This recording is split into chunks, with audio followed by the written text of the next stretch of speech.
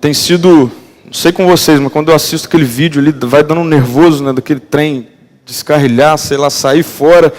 E a gente tem conversado aqui ao longo desses últimos domingos a respeito de que em alguns momentos a nossa vida sai fora do trilho, né, e como algumas consequências negativas a nossa sociedade, nós pessoalmente também vivemos quando a nossa vida sai da rota de Deus, da rota pela qual Deus traçou para a gente viver, para a sociedade, para a humanidade viver. Eu queria introduzir um pouquinho esse nosso assunto dessa manhã, mostrando, né, e, na verdade, só reafirmando que a paz é algo buscado nos nossos tempos. Prova disso é que nós temos uma organização, né, pela qual o objetivo dela é manter a paz ou providenciar meios para que haja paz, né, entre as nações, que é a ONU. Né, paz aí ela vem de uma palavra derivada do latim e ela pode referir-se a essa ausência, né, de guerra ou de violência. É sobre isso que a gente conversa, né, quando a gente fala sobre paz. Agora, uma palavrinha tão pequenininha, né? Tão pequena, tão buscada e tão difícil de ser enxergada nos nossos dias. Na verdade, o que está mais em evidência é justamente o oposto à paz, que é a violência.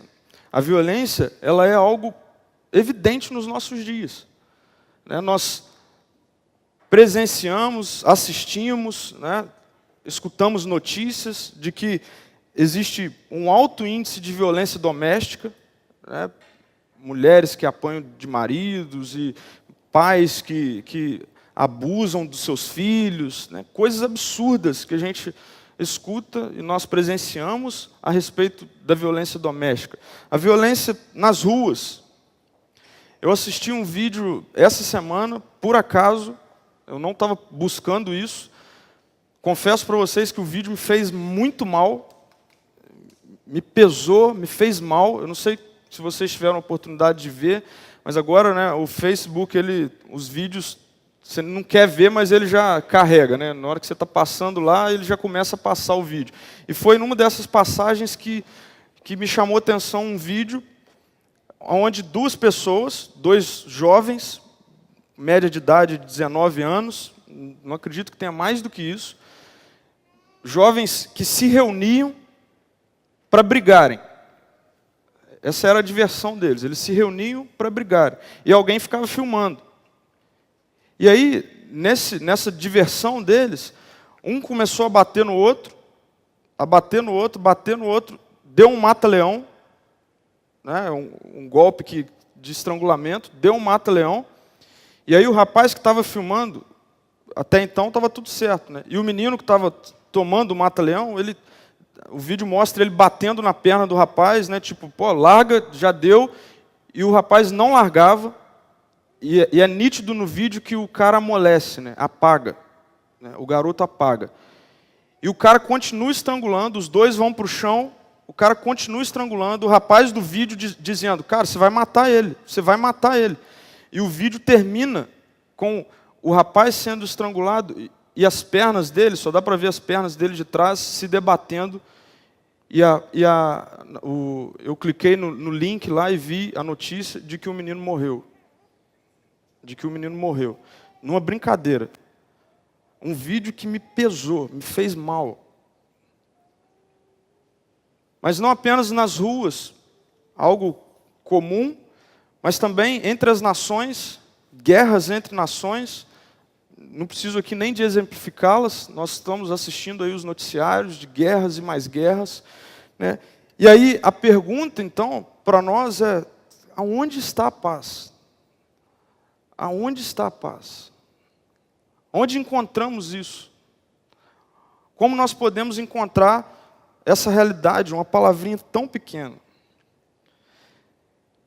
Quando foi que ela deixou de existir? Quando foi que o trilho da paz, pelo qual Deus traçou para que nós vivêssemos a nossa vida, foi de alguma forma, é rompido, deixou de existir. E a gente vai conversar um pouquinho nessa manhã, dando continuidade ao nosso estudo no livro de Juízes. Durante toda a nossa série, nós trabalhamos essas questões dentro do livro de Juízes. E hoje, nós vamos conversar um pouquinho a respeito dos 3 últimos capítulos do livro de Juízes. Capítulos 19, 20 e 21.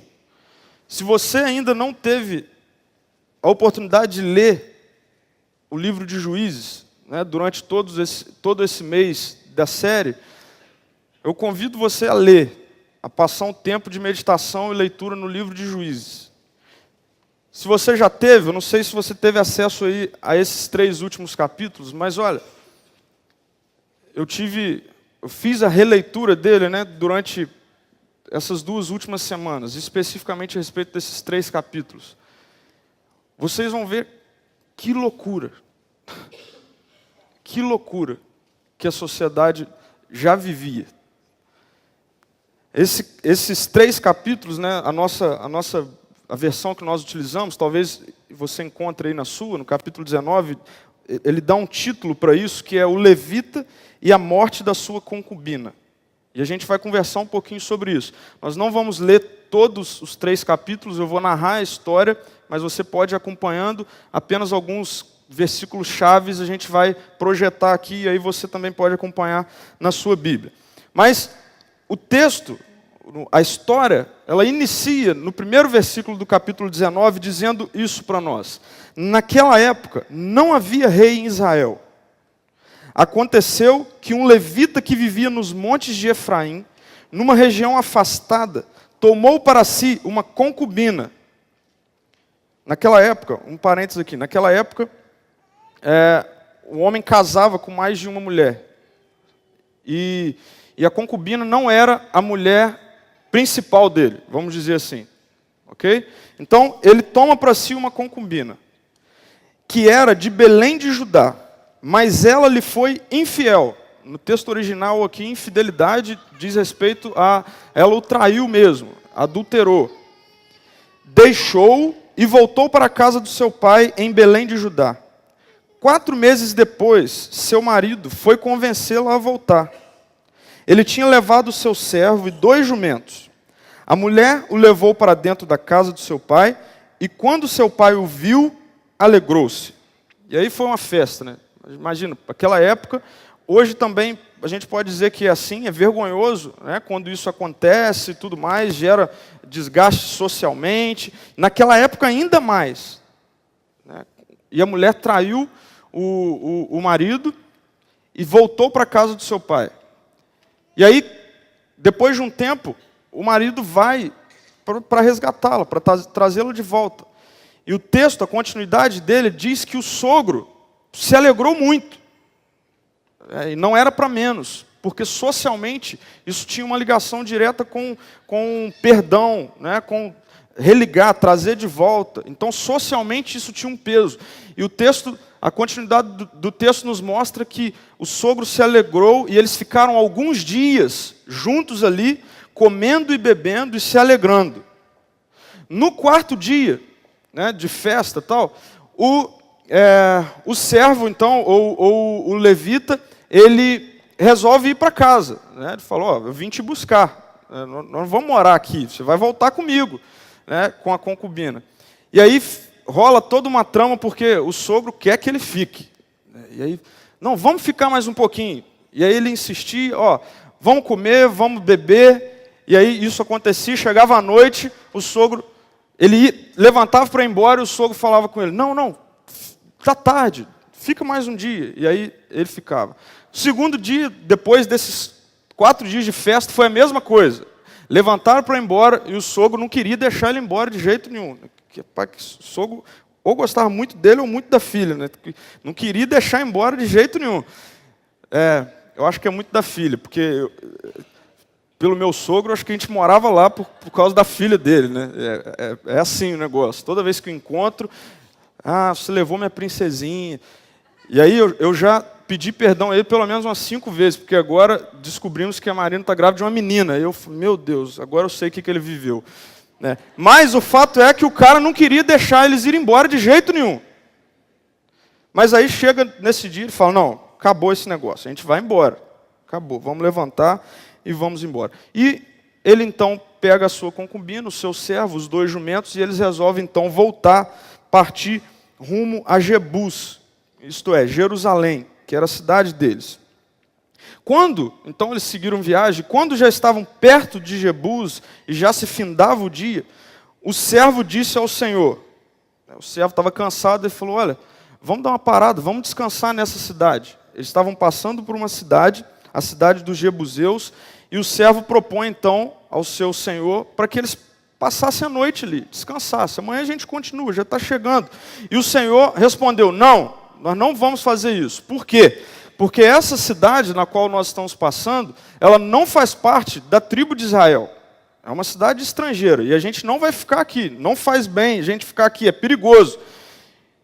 E o texto mostra que eles estavam também já chegando próximo de 2 cidades que faziam parte da tribo de Israel, que era Gibeá de Benjamim, da tribo de Benjamim, ou Ramá. E ele então dá essa ordem para o seu servo, olha, nós não vamos ficar aqui, vamos continuar, está cansado, o negócio está apertando, mas vamos continuar, já estamos chegando numa cidade amiga, e a gente fica lá, a gente passa a noite lá então, para de reclamar.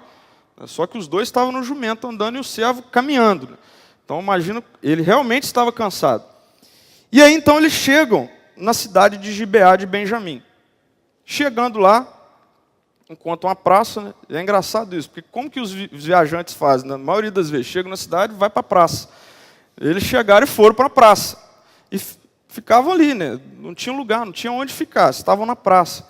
Quando um senhor, né, se aproxima deles, voltando do trabalho, e então pergunta para eles, né, para o levita, para a sua concubina e o servo, olha, o que vocês estão fazendo aí? Né? Eu imagino que eles vinham estar com uma carinha de cansado, triste, sentado lá no banco da praça. Né? E aí esse senhor então pergunta, olha, o que está acontecendo? E ele explica toda a situação, olha, nós estamos saindo da cidade tal, a gente está indo até Jebus, até Jerusalém, só que a gente está cansado, a gente resolveu parar para ficar aqui. E esse senhor então, né, conversando, trocando ideia, convida então para se hospedarem na casa dele. Não vou deixar vocês dormindo no banco da praça. Mas vamos lá para casa. O senhor ali disse que ele tinha vinho, tinha comida e etc. Ele falou, não, vamos passar a noite lá em casa, a gente fica lá em casa.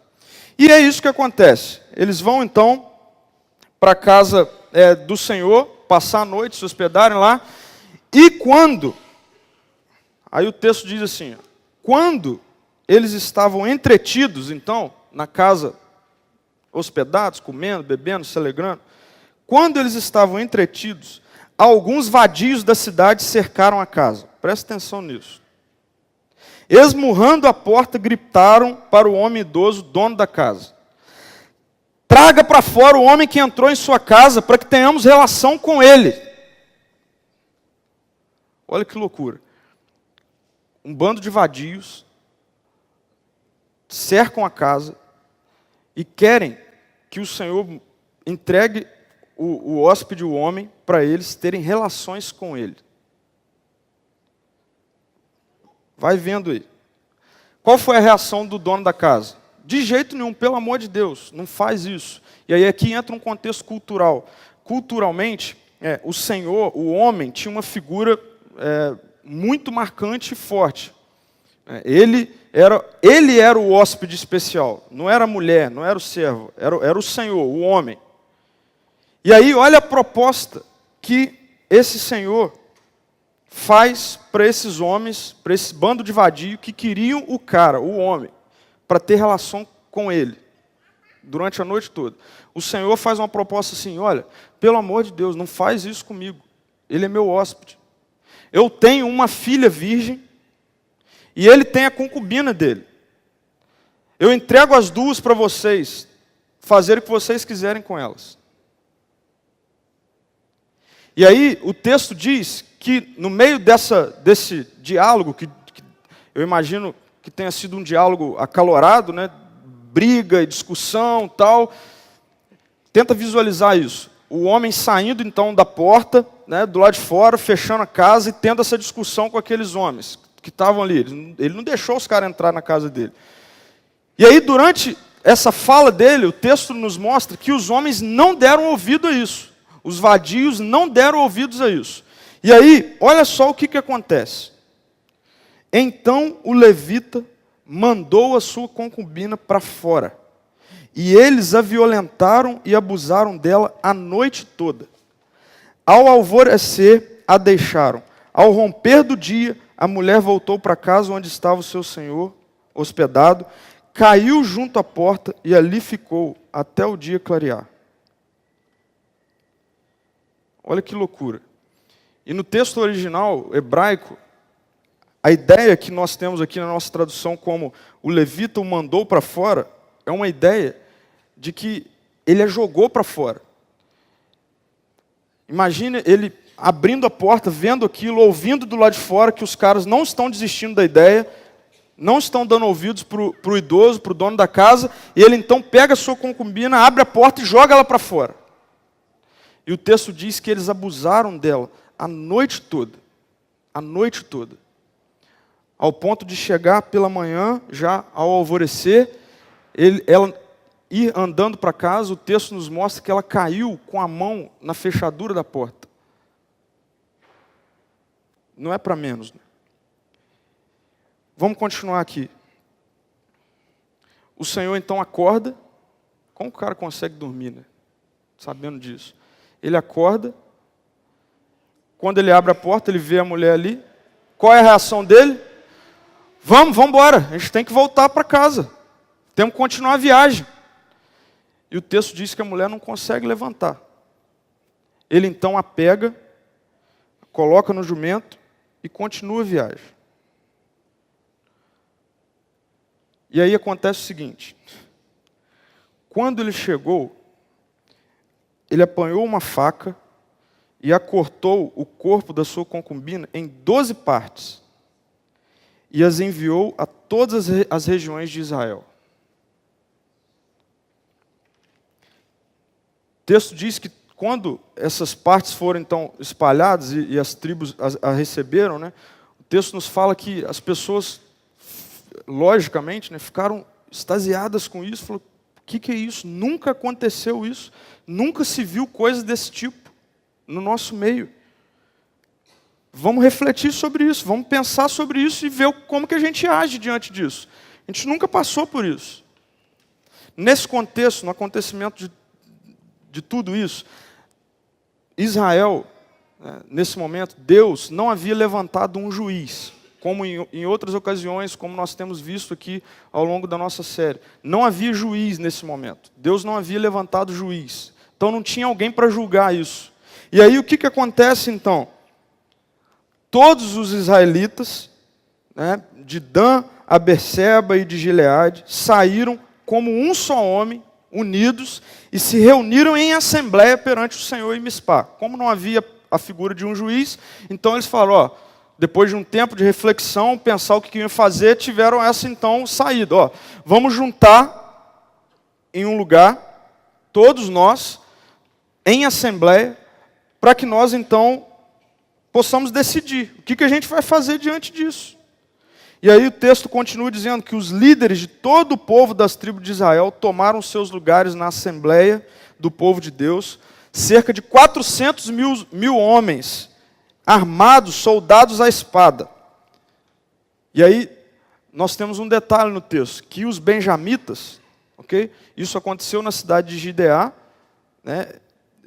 O estupro e tudo mais, o acontecimento lá.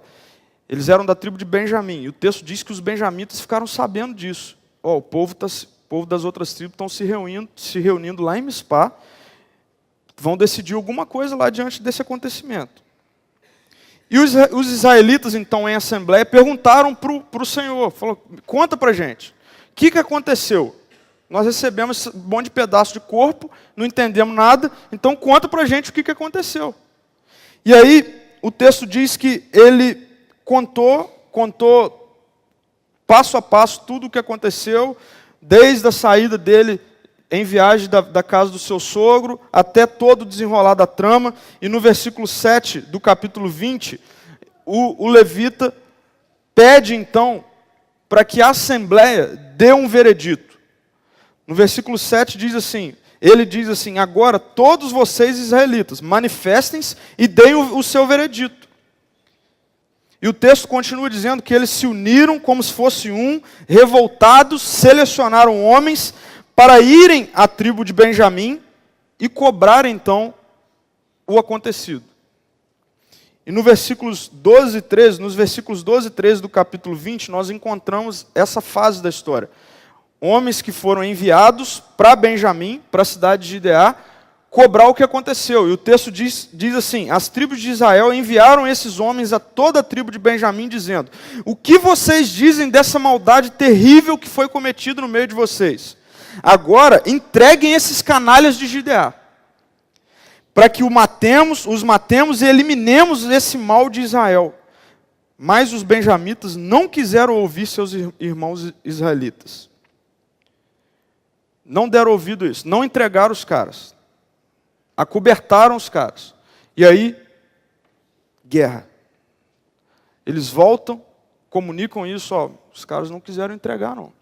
E o texto diz, então, que tanto a tribo de Benjamim, como todo Israel, começa, então, a se mobilizar, juntar homens guerreiros, montar exército, porque sabia que o negócio não ia ficar bom. Ia vir guerra. E foi isso que aconteceu. O povo de Israel juntou cerca de 400 mil homens, soldados, e o povo de Benjamim juntou cerca de 25, 26 mil homens. 26 mil, o texto relata 26.700 pessoas, 700 homens, para lutar contra 400 mil israelitas. E esses israelitas, como de costume, eles sempre, ao tomar a decisão, se reuniam, né, para perguntar a Deus como eles deveriam fazer isso. E no versículo 18 do capítulo 20, o texto diz que esses israelitas, já se preparando para a guerra, para ir até Benjamim, matar todo mundo, o texto diz que eles subiram a Betel e consultaram a Deus. Deus, quem de nós irá lutar primeiro contra os benjamitas? E o Senhor respondeu, Judá irá primeiro.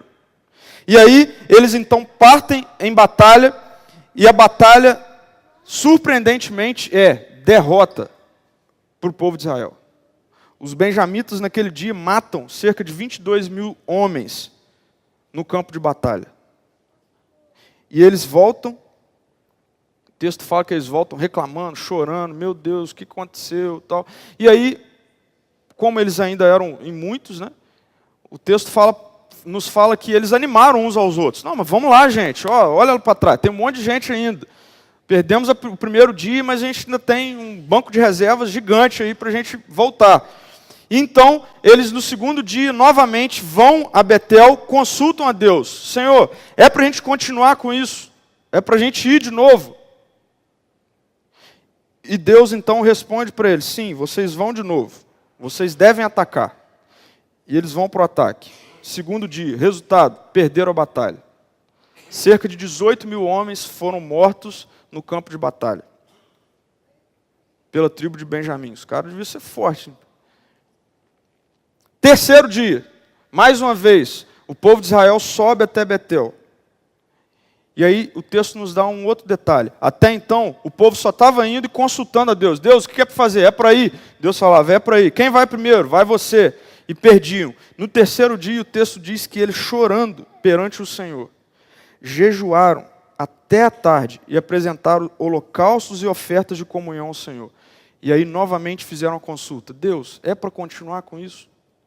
É para a gente ir de novo? E a resposta foi, vão, pois amanhã eu os entregarei nas suas mãos. E aí então eles partem para o terceiro dia e dessa vez eles vencem. Vencem a batalha. 600 homens, porém, da tribo de Benjamim, dos 26.700, 600 homens conseguiram fugir. Nesse contexto, não apenas os homens, mas todo mundo de Benjamim foi eliminado, acabou. a tribo de Benjamim. Sobraram 600 homens que conseguiram fugir, foram para um monte. Fugiram, chegaram lá, ficaram lá escondidos. E aí, em Mispá, quando a tribo de Israel volta, então, né, para se alegrar, por causa da vitória e tudo mais, começa a desenrolar, mais uma vez, o povo tomando decisões fora da rota de Deus. O povo de Israel fica com pena de Benjamim, da tribo de Benjamim. E eles começam a levantar uma questão. Fugiram alguns homens. E aí, a gente precisa de mulher para aqueles homens. Porque a tribo de Benjamim não pode acabar. Deus não falou nada disso com eles. Eles tiraram essa conclusão. A tribo de Benjamim não pode acabar, sobraram 600 homens, o que a gente vai fazer? Só que, em Mispá, antes de tudo isso acontecer, quando eles estavam reunidos, eles fizeram um juramento. O juramento deles é, a partir de agora, por causa do que esse povo fez, nenhum de nós poderá dar nossa filha em casamento a homens de Benjamim. E eles juraram isso. Ninguém mais vai fazer isso aqui dentro de toda a tribo de Israel. Só que eles não imaginavam que isso ia acontecer, que ia sobrar esses homens. Sobraram esses homens. E aí eles agora estão num dilema. O que a gente faz? Tem 600 homens lá, nós juramos que nós não daríamos nossas filhas em casamento a ele. E aí? A tribo tem que continuar. Eles têm que ter mulheres. E aí começa de novo um monte de bagunça na cabeça deles. Eles pegam e falam assim, amanhã a gente vai fazer aqui em Mispá uma festa ou um altar de adoração a Deus pelo que aconteceu. E aí, toda tribo ou qualquer tribo que não estiver representada nesse dia aqui, nós vamos até essa tribo e vamos matar todo mundo. O povo de Israel toma essa decisão. Chega no dia, então, onde eles levantam esse altar de comunhão, de paz com o Senhor, tal. Eles começam a perguntar um ao outro, tem alguma tribo aí que não está aqui no nosso meio? E eles percebem que uma tribo não estava ali. A tribo de Jabes de Gileade. Não tinha um representante ali. Como eles haviam jurado também, que se tivesse alguma tribo não representada nesse dia, eles iriam lá matar todo mundo. Eles falam, agora a gente vai ter que cumprir isso. Só que aí levanta alguém no meio disso e fala assim, não, peraí, vamos fazer o seguinte, olha que saída boa. Já que eles não vieram aqui, a gente vai matar todo mundo, vamos fazer o seguinte, vai lá, mata todo mundo e pega as virgens. Tinham 600 homens de Benjamim lá escondidos. Tragam as virgens, a gente pega e oferece essas virgens em oferta de paz para a tribo de Benjamim. E aí está tudo certo. E aí é isso mesmo que eles fazem. Vai lá, mata todo mundo de Jabes de Gileade. Traz as virgens. Tinha 400 virgens. Faltava 200. E aí, eles mandam as virgens. Logicamente, faltando 200, imagina, 600 homens, falam assim, e quem que vai ficar com quem? Quem que vai ficar sem mulher? Eu que não vou. Tá? E aí aquela confusão toda. E aí, o texto diz que em Betel, uma vez por ano, havia uma festa ao Senhor em Siló, ao norte de Betel. Falta 200 mulheres. O texto fala que eles enviaram as 400, chamaram os benjamitas e falaram assim, vamos fazer o seguinte, está faltando 200, não está? Está faltando 200. Então, no dia da festa, os homens de vocês que estiverem sem mulheres, se escondam, fiquem escondidos nas vinhas. Na hora que as mulheres forem dançar, vocês corram todo mundo lá, os que estão sem mulher, pegam as mulheres que vocês quiserem pegar e sai fora. E aí eles ficam assim, tá, tudo bem, mas e se os homens, e os pais dessas mulheres? Né, porque vocês juraram que vocês não dariam mais mulheres para nós, e aí como que vai ficar os pais deles dentro desse juramento? E aí os caras falam, não, a gente dá um jeitinho. Pode ficar tranquilo, a gente vai fazer o seguinte, na hora que eles vierem falar com a gente, consultar para a gente fala assim, tenha misericórdia deles, Eles estão sem mulheres. E outra coisa, Deus não vai cobrar nada de vocês não, porque na verdade foram eles que roubaram, não foi vocês que deram. Pronto, problema resolvido.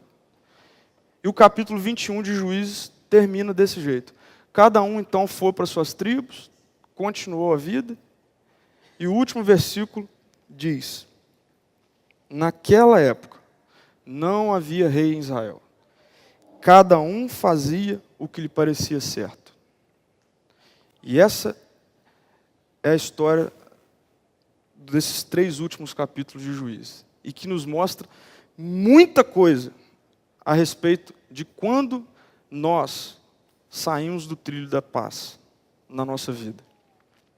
E dentre essas muitas coisas, eu queria então abordar algumas questões que hoje, aplicando algumas situações desse texto, pode nos mostrar que de fato nós ainda continuamos saindo do trilho da paz.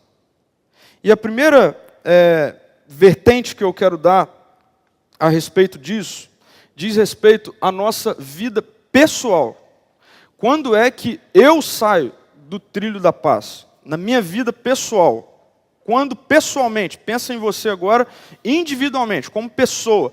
Quando é que nós saímos pessoalmente do trilho da paz? E a primeira coisa que esse texto nos mostra é que nós saímos do trilho da paz pessoalmente, quando nos acovardamos frente aos perigos. O texto diz que o levita, na hora que se sente pressionado, se acovarda, nem aparece na porta, joga a concubina dele para acontecer tudo o que aconteceu com ela, no lugar dele. Salvo algumas questões específicas do texto, eu gostaria de fazer a gente refletir um pouquinho nessa manhã, quantas pressões, perigos nós passamos, e muitas vezes nós temos uma tendência a colocar um substituto no nosso lugar para assumir o nosso perigo. Quantas vezes na nossa vida, e aí eu queria abrir um parênteses aqui específico aos homens, quantas vezes nós como homens temos que assumir algumas coisas do nosso lar, da nossa casa, e nós muitas vezes temos uma tendência a jogar a nossa esposa para assumir. Questões específicas, muitas vezes, que diz respeito ao homem, a parte que muitas vezes é a que aguenta mais pressão. Mas, dentro de todo um contexto que a nossa sociedade vive, né, muitas vezes feminista e tudo mais, os homens, o que está acontecendo muitas vezes? Os homens estão, tá certo, deixa assumir mesmo. E aí, muitas vezes, nós nos acovardamos e colocamos um substituto no nosso lugar, e daqui a pouco vem problema atrás de problema, guerra atrás de guerra. Segunda questão que pessoalmente, talvez, em alguns momentos da nossa vida, nós também saímos do trilho da paz. Além de nos acovardarmos frente aos perigos, muitas vezes, que nós passamos, colocando um substituto, colocando alguém no meu lugar, eu também acoberto erros. Muitas vezes nós saímos do trilho da paz pessoalmente porque nós acobertamos erros que não podem ser acobertados. O texto diz que os da tribo de Israel, após aquela reunião lá que eles fizeram em assembleia, eles escolheram alguns homens e falaram, vão lá e pegue os caras que fizeram isso. Ok? E aí quando eles vão lá e fazem isso, quem fez isso vai ter que pagar por isso aí que fez. Então, entregue. O que os benjamitas fizeram? Acobertaram o erro. Não entregaram. Salvo algumas considerações específicas do texto, no qual, naquela época, o preço a ser pago dentro dessas situações era morte, porque eles pediram para entregar esses caras, porque nós vamos matar esses caras para acabar com o problema de Israel. Salvo essas especificidades desse texto, muitas vezes nós, hoje, acobertamos erros que não podem ser acobertados. Muitas vezes nós hoje, eu queria aqui agora abrir um parênteses no primeiro ponto eu abri um parênteses para falar dos homens. Agora eu quero abrir um parênteses para falar das mulheres. Muitas vezes, mulheres, frente a algumas questões que envolvem principalmente os filhos, têm uma tendência a passar a mão e a cobertar o erro. Eu trabalhei, antes de vir para o ministério, eu sou formado em educação física, eu trabalhava dando aula de educação física escolar.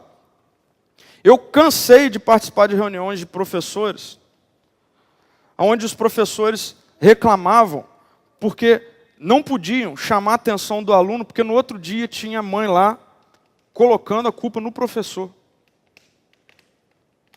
Acobertando o erro, não queria nem ouvir, não, meu filho não fez isso, minha filha não faz isso. A culpa é sua, é do professor.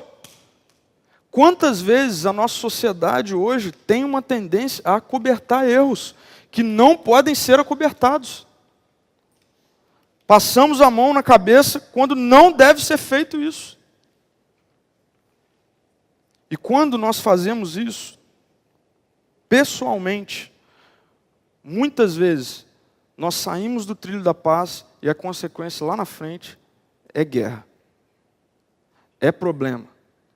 É desentendimento. É família sendo destruída. É amizades acabando. É confusão. Mas nós também podemos sair do trilho da paz não apenas pessoalmente, eu e você, mas também comunitariamente, como igreja. Nós saímos do trilho da paz como igreja, comunitariamente, quando não temos uma vida de devoção. De devoção. Essa frase ou esse versículo se repete em dois momentos.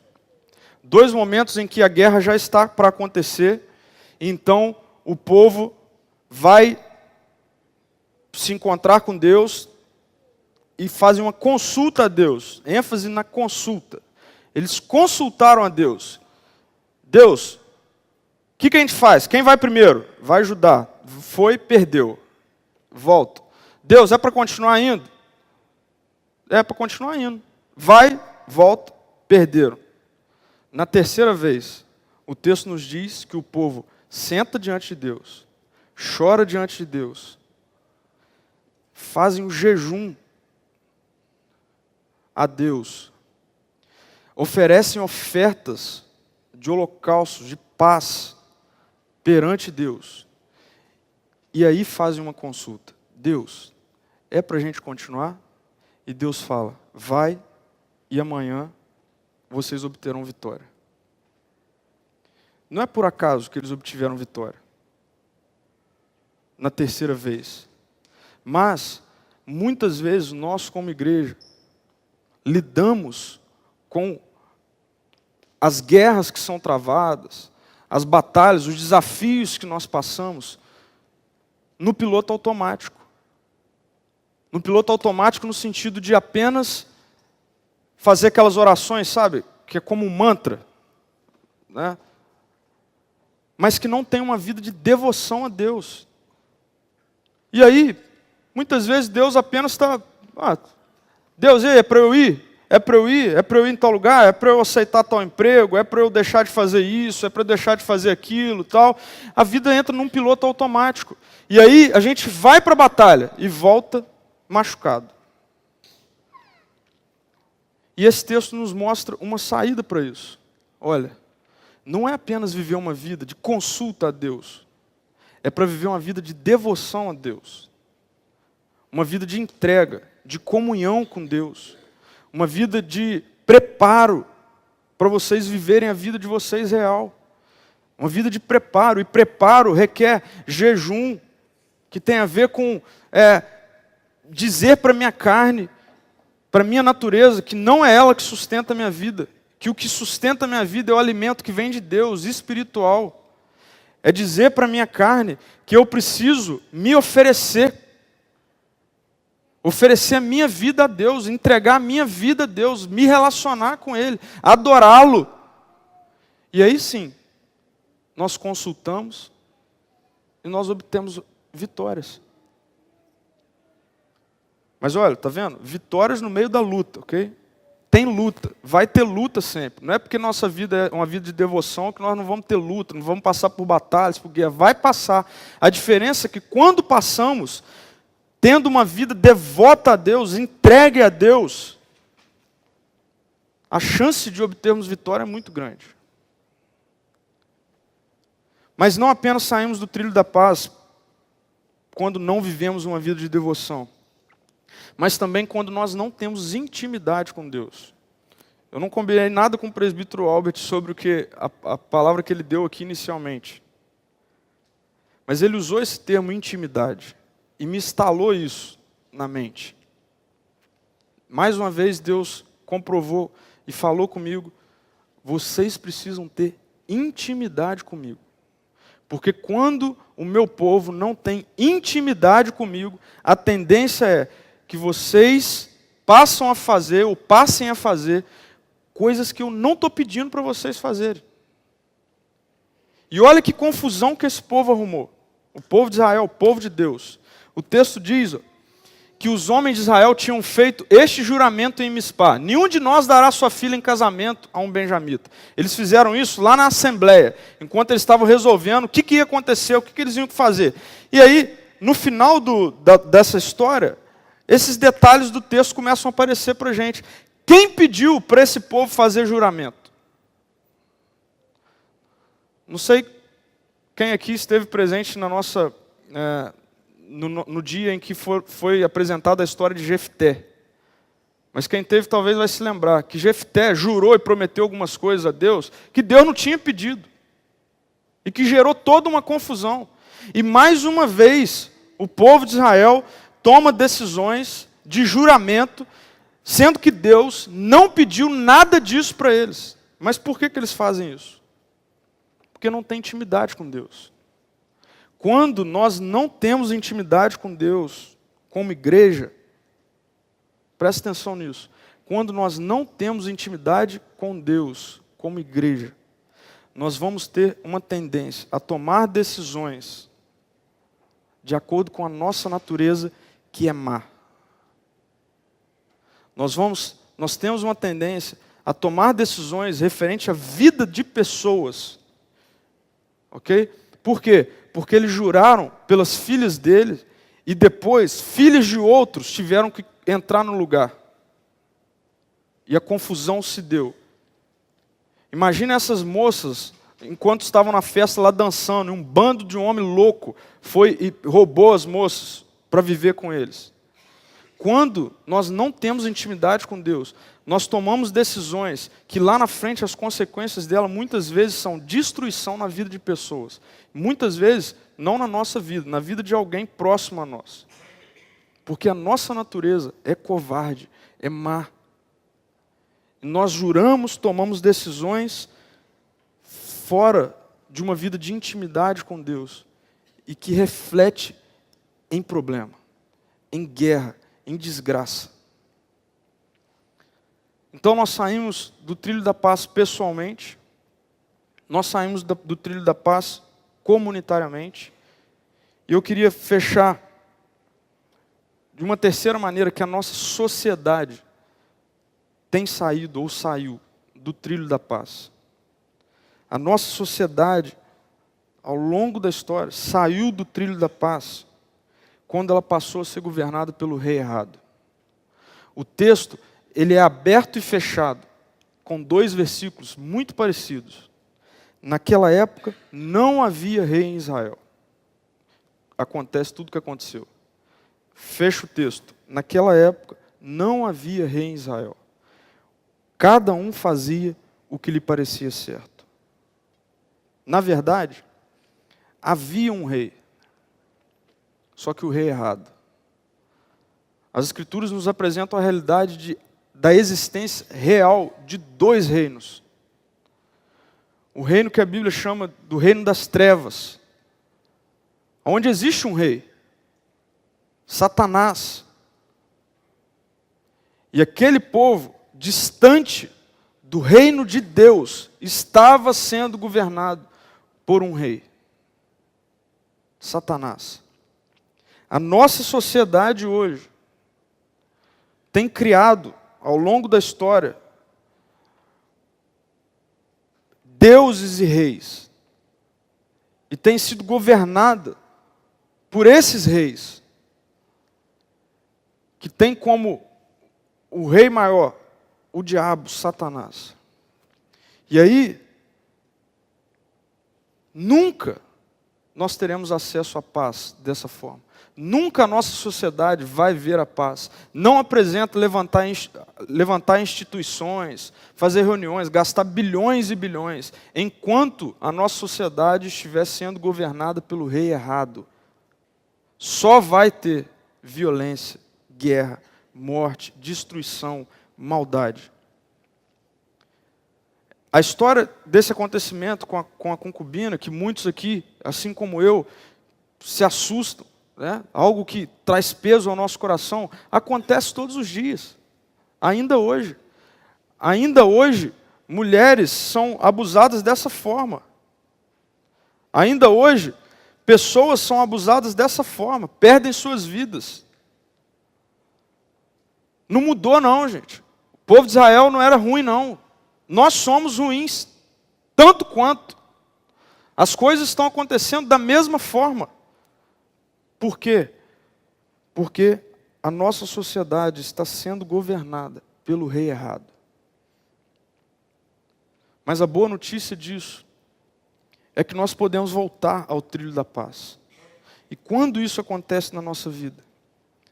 Como isso é possível? Como é possível sair dessa rota distante da paz e voltar para uma rota de paz? As Escrituras nos mostram que nós fazemos isso quando nós nos rendemos, e não apenas nos rendemos, mas nos submetemos ao Evangelho. O Evangelho foi o meio pelo qual Deus entrou na nossa história, nessa bagunça toda, que não era para ser assim. E Ele então coloca alguém para viver uma vida, a vida que Ele planejou, para que toda a humanidade vivesse, para que toda a sua criação vivesse. Deus entra na nossa história em Jesus e vive essa vida. Um homem 100% pacificador, um homem 100% bom, amável, longe da maldade. E esse homem vive a nossa vida. Durante, ou em alguns textos das Escrituras, nós mostramos, ou nós lemos, recebemos essa notícia de que alguém nos substituiu. Mas, especificamente, eu gosto muito do texto que se encontra em Efésios, no capítulo 2, nos versículos 13 ao 18. Na verdade, todo o capítulo 2, mas eu separei esses versículos do 13 ao 18, que nos apresenta essa ideia de que a única forma da nossa sociedade viver paz é sendo governada pelo Rei certo, Jesus. O apóstolo Paulo diz assim: mas agora, em Cristo Jesus, vocês que estavam longe, foram aproximados mediante o sangue de Cristo, pois Ele é a nossa paz, o qual de ambos fez um e destruiu a barreira. O apóstolo Paulo aqui estava falando a respeito do povo judeu e agora aos gentios, que na morte de Jesus, Ele fez com que esses dois se tornassem um, povo dele. O muro de inimizade, anulando em seu corpo a lei dos mandamentos expressa em ordenanças. O objetivo dele era criar em si mesmo, dos dois, um novo homem. Olha só, fazendo a paz. E reconciliar com Deus os dois em um corpo por meio da cruz, pela qual ele destruiu a inimizade. Inimizade aqui no texto original tem a ver com o contrário da paz. Ele veio e anunciou a paz a vocês que estavam longe e a vocês que estavam perto. Mais uma vez, Paulo está falando dos gentios e dos judeus. Jesus veio e anunciou a paz a vocês, pois por meio dele, tanto nós como vocês temos acesso ao Pai, por um só Espírito. Em outras palavras, em Jesus e apenas em Jesus, apenas sendo governado por Jesus, nós podemos viver paz. Na cruz, é importante entendermos isso, que existe uma ação específica na morte de Jesus. Uma ação que ela se subdivide em duas. Deus enviou Jesus para que, primeiramente, a nossa vida pudesse ser salva da separação eterna com Deus. Nós guerreamos contra Deus quando a humanidade se rebelou contra o governo dele. Nós entramos em guerra. Quando a humanidade quis governar a sua própria vida, desobedecendo a uma ordem de Deus, que então deu origem a todo o caos que nós vivemos e experimentamos, o relacionamento com Deus, a paz com Deus foi quebrada. E a cruz, ela primeiramente serviu para que, uma vez então que eu aceito e me entrego ao que Jesus fez por mim na cruz, reconheço que a cruz era o meu lugar, reconheço que eu não posso fazer nada, eu não poderia fazer nada para merecer ser reconciliado com Deus. Quando eu olho para a cruz e vejo, Jesus, foi o Senhor que fez isso por mim. Eu então tenho paz com Deus. É o que Paulo chama de reconciliação. Eu sou reconciliado com Deus. E o que é reconciliar? Reconciliar tem a ver com isso. Uma vez separado, agora eu posso voltar a ter concílio, a estar junto com Deus. Mas a cruz, ela não serviu apenas para que a nossa paz com Deus fosse estabelecida. Nós não fomos salvos apenas para isso, e é importante entender isso, porque tem pessoas que vivem como se tivesse tudo bem, porque a vida dele, não, mas minha vida eu tenho que estar bem com Deus só. Não importa como que eu estou com o meu próximo, importa como eu estou com Deus. Mas a cruz, ela não serviu apenas para me estabelecer paz com Deus, que certamente é o que nós mais precisávamos. Mas a cruz também teve uma ação direta no nosso estabelecimento de paz com o próximo, com o nosso próximo. A cruz serviu para isso. E uma vez então que eu me submeto a uma vida de devoção a Jesus, a estabelecer sobre mim a substituição do governo. Por que substituição? Porque todos aqueles que não estão sendo governados por Jesus, estão sendo governados pelo diabo. Não existe um meio termo. Não existe um caminho do meio. Não existe. Efésios 2, que nós lemos no início do capítulo, o apóstolo Paulo diz: antes todos vocês estavam mortos em suas transgressões e pecados. Ou seja, todos nós nascemos sobre o governo do mal. Mas por aquilo que Jesus fez, nós então substituímos a forma de governo sobre a nossa vida. E Jesus vem com o reino dele para governar a nossa vida. E quando isso acontece, não por aquilo que eu faça, não por aquilo que eu tente fazer, mas por um ato sobrenatural de substituição de natureza, a vida de Jesus habita em nós. E então nós temos condição de estabelecer paz com o próximo. Agora, por que eu disse que para que isso aconteça, nós precisamos estar submissos a isso? Porque essa é a grande luta do nosso dia a dia. Nós já nos rendemos ao Evangelho, mas muitas vezes nós precisamos estar submissos a Ele. Porque submissos a Ele diz respeito a, muitas vezes, eu não querer ter paz com alguém. Eu estar irado, eu não querer perdoar, eu querer o mal. Eu acho que não sou só eu que muitas vezes quero o mal para o meu próximo. Mas quando isso acontece, eu tenho a notícia que quem governa a minha vida não sou eu, é Jesus. E Jesus diz que eu preciso ser pacificador. Jesus certa vez disse que bem-aventurados, abençoados são os pacificadores, aqueles que são agentes de paz num mundo mau. Quem são os agentes de paz? Aqueles que um dia se renderam ao Evangelho.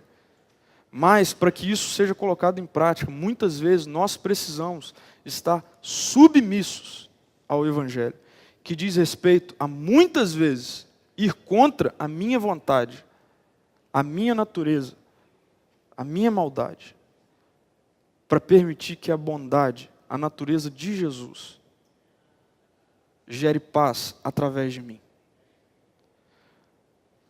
Comunitariamente, pessoalmente e socialmente. A igreja é o lugar onde os discípulos de Jesus são agentes de paz, não apenas aqui dentro, mas também lá fora, socialmente.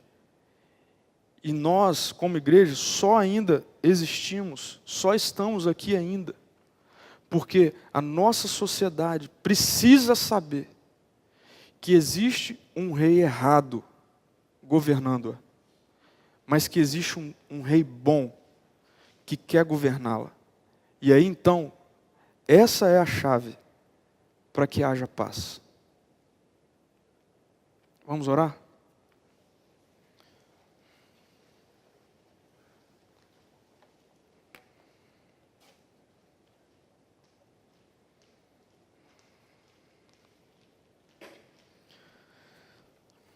Senhor Jesus, obrigado, Pai, porque o Senhor não nos deixou entregues à rota errada que nós decidimos tomar para a nossa vida, Deus.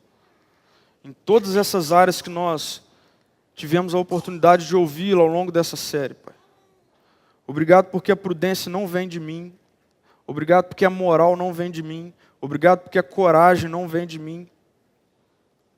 Obrigado porque a paz não vem de mim. Porque, na verdade, todos nós saímos do trilho, da rota que o Senhor traçou para nossas vidas. Mas muito obrigado, Deus. Muito obrigado. Porque o Senhor não nos deixou entregues ao caminho errado, que a gente toma muitas vezes, a direção errada que nós tomamos muitas vezes, mas o Senhor proveu um meio para que então cada um de nós, pessoalmente, comunitariamente e socialmente, pudéssemos voltar ao trilho que o Senhor planejou para que nós vivêssemos. Obrigado porque no Evangelho nós temos e recebemos a notícia de que existe esperança, de que existe a esperança para a paz. Mesmo quando nós olhamos ao nosso redor e nós vemos o oposto, o que é mais evidente é a violência em várias esferas do nosso dia a dia. Obrigado porque nós olhamos para isso, muitas vezes perdemos a esperança, mas o Senhor vem e mostra que Jesus veio para estabelecer a paz.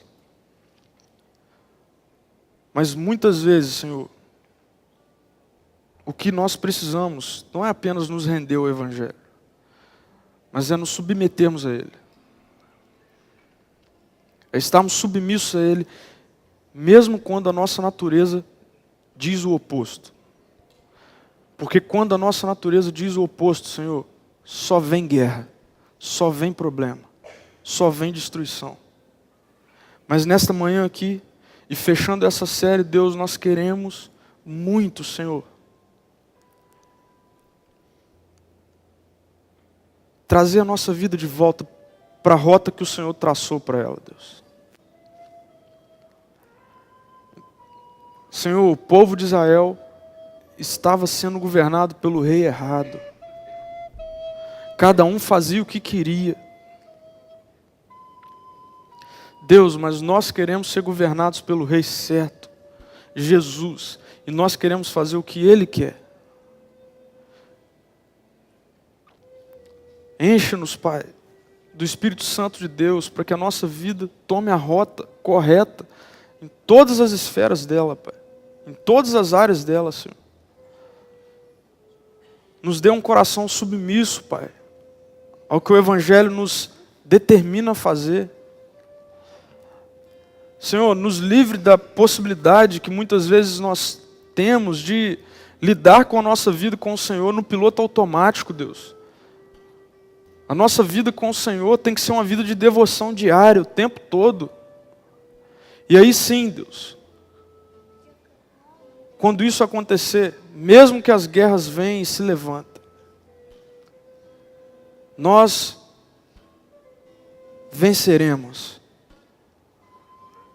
O Senhor quer de nós adoração, entrega total, devoção. E nós, nessa manhã aqui, queremos fazer isso, Deus. Ter a nossa vida de volta, trazida ao trilho que o Senhor traçou para ela.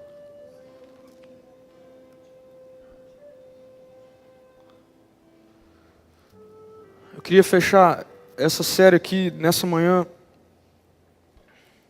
enquanto eu orava ali no início, enquanto compartilhava a mensagem aqui nessa manhã com os irmãos, eu percebia que Deus trazia ao meu coração que nós precisamos, mais uma vez, nos submeter ao Evangelho. Talvez todos nós aqui, um dia já nos rendemos a Ele. Mas o desafio é viver hoje submissos a Ele. Submissos a Ele. Talvez tenham irmãos aqui no nosso meio. Confesso que assim como eu, durante essa semana, tive momentos em que fui levado a tomar decisões achando que Deus estava falando, mas na verdade era a minha natureza. Por quê? Porque muitas vezes a minha vida entra num piloto automático com Deus. E a minha natureza começa a falar mais alto. E eu preciso, mais uma vez, não apenas me render ao Evangelho, mas me submeter a Ele. Porque essa é a única forma da minha vida ser trazida diariamente ao trilho que Deus tem para ela. Eu não sei em qual área da sua vida talvez você também possa estar vivendo isso.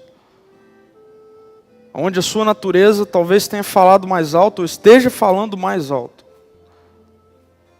Você já se rendeu ao Evangelho, mas você precisa mais uma vez se submeter a Ele.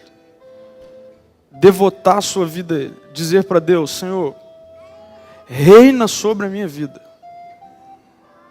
Reina sobre a minha vida. Governe a minha vida.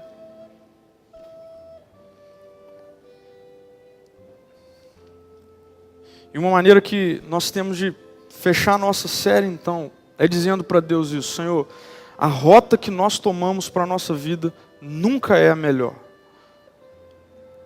Eu quero que o Senhor traça a rota que o Senhor tem para a minha vida, mas eu quero estar submisso a ela, mesmo quando ela for contrária ao que eu queria. Eu queria que a gente orasse junto, e se você especificamente sente que isso diz respeito à sua vida pessoal, eu queria te convidar a vir aqui à frente e a gente terminar essa série dessa forma. Senhor, eu quero entrar na rota que o Senhor tem para mim. Eu quero me submeter a isso, Deus. Me capacite a isso. Me encha da vida de Jesus para que isso se torne real. E enquanto a gente canta, então gostaria que você viesse aqui para que junto a gente pudesse orar.